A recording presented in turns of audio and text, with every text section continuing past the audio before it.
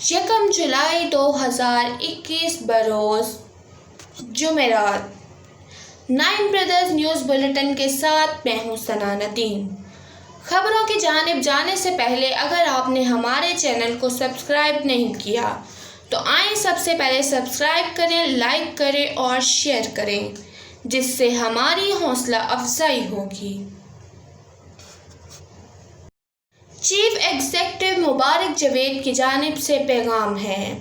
انہوں نے کہا کہ ہم کسی ڈاکٹر، کسی وکیل یا کسی اور کے لین دین کے ذمہ دار نہیں ہیں۔ اگر کوئی ہمارے ساتھ پروگرام کرتا ہے تو اس کا ہرگز یہ مطلب نہیں کہ ہم اس کے لین دین کے ذمہ دار ہوں گے۔ شکریہ۔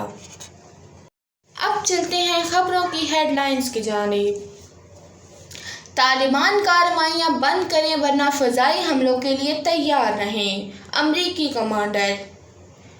چین میں کورونا دسمبر میں نہیں، اکتوبر 2019 میں پھیلنا شروع ہوا۔ امریکہ میں بجلی کی لوڈ شیڈنگ۔ متحدہ عرب امارات میں اسرائیل کا پہلا سفارت خانہ قائم۔ اداکار دلیپ کمار کی ایک بار پھر طبیعت خراب۔ کشمیر میں کیا چل رہا ہے؟ گنگا میں باڈیز تیرنے لگی۔ رانا عبدالحمید کی وفات۔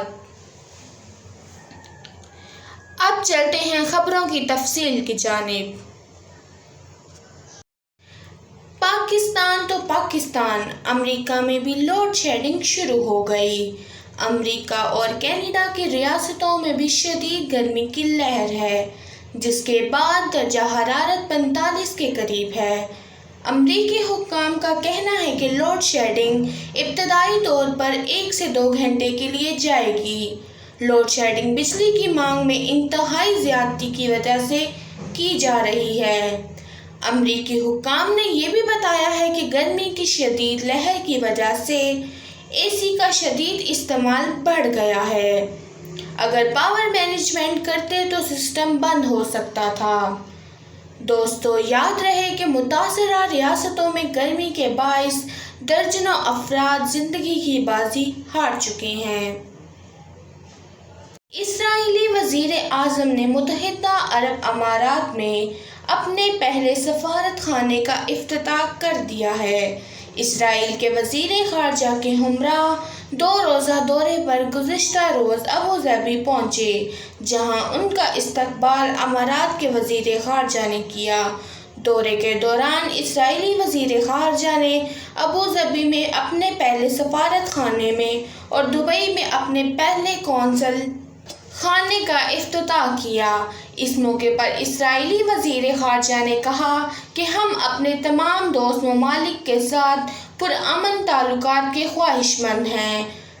مشرق وسطیٰ ہمارا گھر ہے۔ میں مطالبہ کرتا ہوں کہ وہ آئیں اور ہم سے بات چیت کریں۔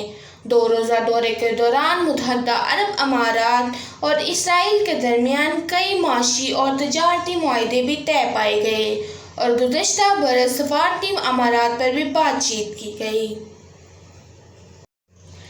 ایک نئی تحقیق میں کہا گیا ہے کہ ممکنہ طور پر کورونا اکتوبر 2019 سے ہی پھیلنا شروع ہو گیا تھا۔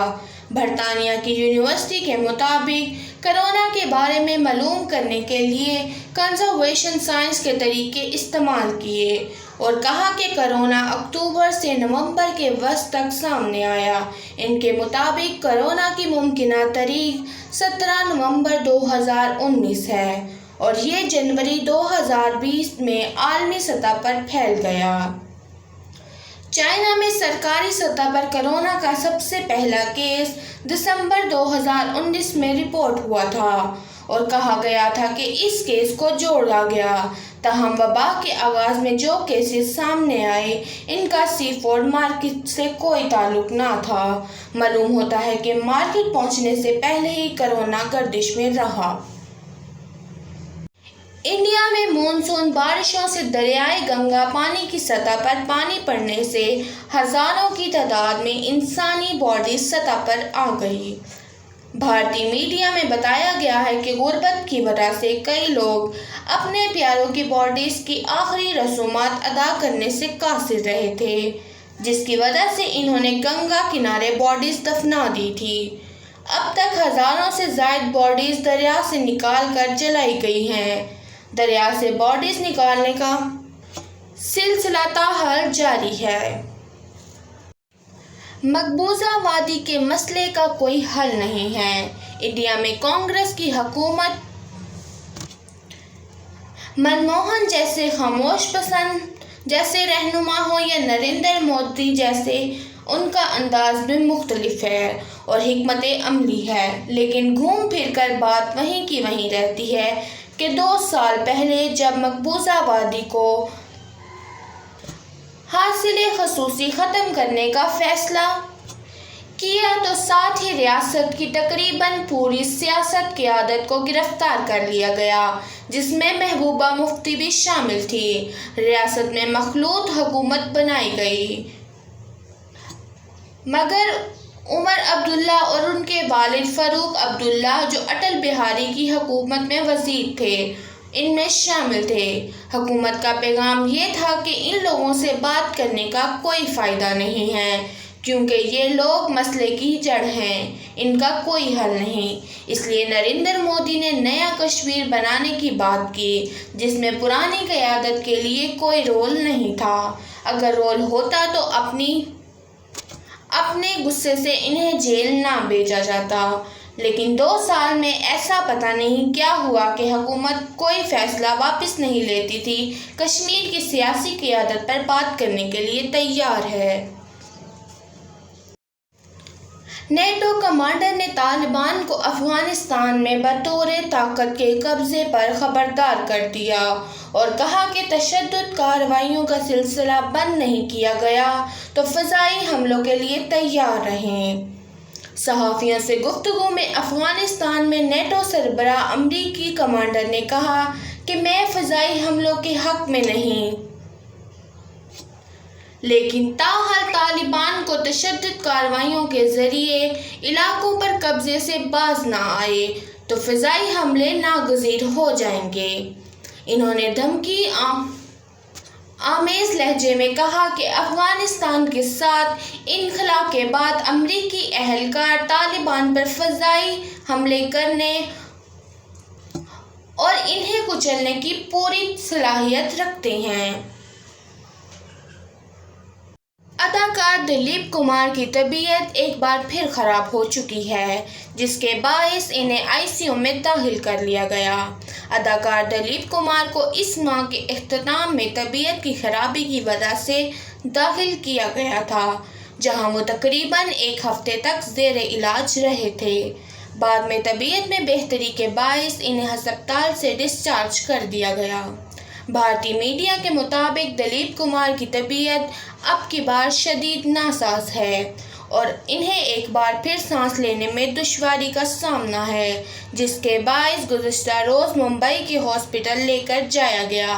انتظامیہ کے مطابق وہ ICU میں زیر علاج ہیں اور 2 دن تک وہ علاج کی نگرانی میں ہسپتال رہیں گے۔ محترم رانا عبدالحمید صاحب کے انتقال کی خبر نہایت افسوسناک ہے۔ آپ کی وفات 24 جون 2021 کو ہارٹ اٹیک کی وجہ سے ہوئی۔ انا للہ و انا الیہ راجعون۔ اللہ تعالیٰ ان کے گھر والوں کو صبر تحمل عطا فرمائے اور ان کے لیے آگے آسانیاں پیدا کرے۔ محترم رانا عبدالحمید صاحب ابن چودھری عبدالحی صاحب آف چک نمبر 9 بجاجہ والا تحصیل جڑاوالا ضلع فیصل آباد پنجاب سے تھا۔ 1990 کو لندن میں آئے۔ 1993 میں ان کی شادی عزبہ خان بن چودھری نصر اللہ خان آف جرمنی میں ہوئی۔